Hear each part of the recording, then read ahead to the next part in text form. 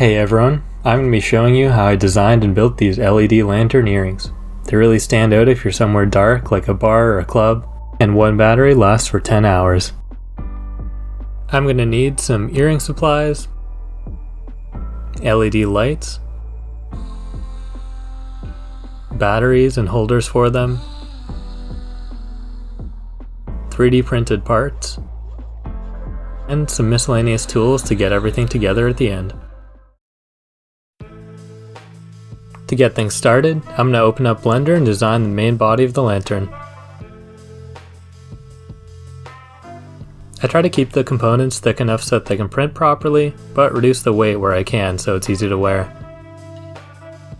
The top is going to be removable so we can change out the patterns on the inside. And I still need to figure out the battery, so that'll come a bit later. The next few steps are going to modify these battery holders to work the way I want them to. The first problem is that the tabs on each side stick out a lot, so I'm just going to gently bend them inwards and out of the way. Usually, you can clip the battery in and it stays in the holder, but I want it to easily spring out. So I'm going to trim down the contacts and take out the retaining clip. It's pretty small, so I added a picture to show which parts to cut off.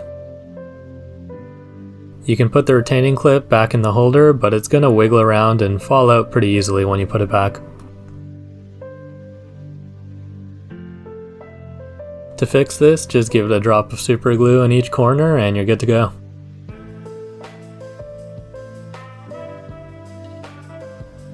The final step here is getting rid of the two notches in the plastic. They also help hold the battery in place, and they make things more difficult. Just cut them right off. I spent some time figuring out the battery design and settled on this. When you push and twist the very top, it locks the battery into place and connects the circuit. When you twist it another 90 degrees, the battery pops up and disconnects everything. Now to put that together. The wires on these tiny LEDs are way too long, so I trim them down to a couple centimeters and strip off the ends.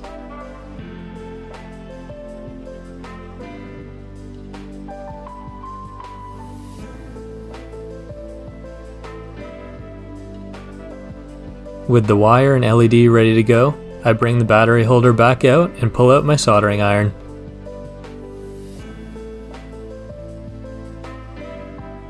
In this case, the positive goes to the flat side and the negative to the rounded side.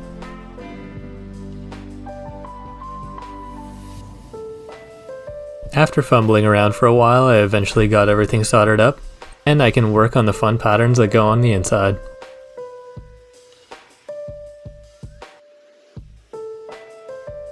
After getting the lantern measurements from the 3D model, I can open up Inkscape and make templates for the paper inserts.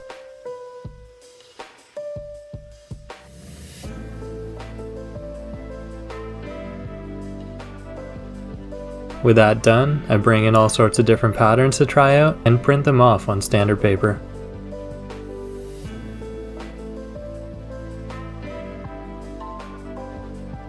When cutting out the paper inserts, try to get them sort of straight.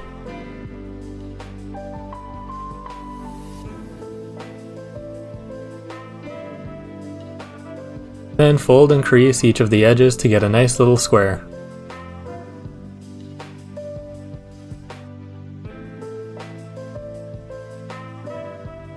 Now that everything else is ready, I can send over the lantern model to my 3D printer and wait for it to finish.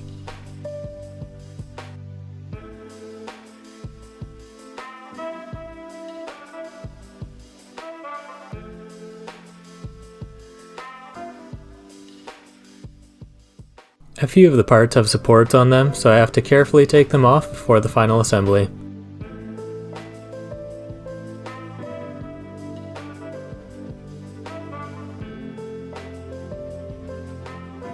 The pillars on the lantern are really small and easy to break, so I definitely recommend using standard PLA or PETG instead of silk PLA.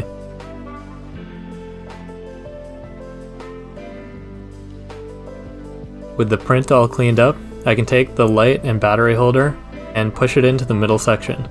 It should be quite a tight fit, and it shouldn't be sticking out anywhere.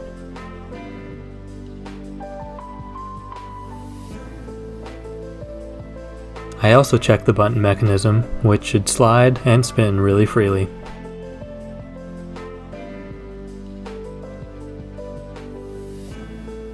I also take out the paper pattern that I like the most and put it inside the lower part of the lantern. If you want, you can glue it in place just that it holds a little bit better. This is also a great time to add in the ear hook. I just use a jump ring to hook it up to the top of the button. This last bit of assembly is going to require some gluing.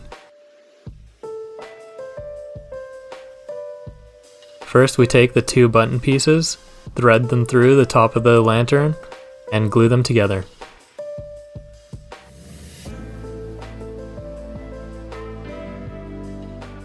The newer design has a tighter fit, so you don't need to glue, but it's still helpful anyways.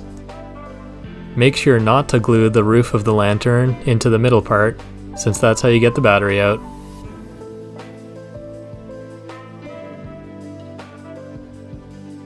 After checking the battery and LED a few too many times, I can close things up and glue the required pieces together.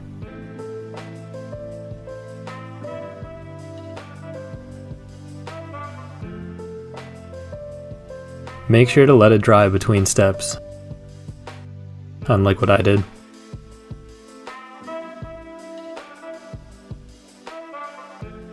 Now the earrings are all done, and we're ready for some pictures outside.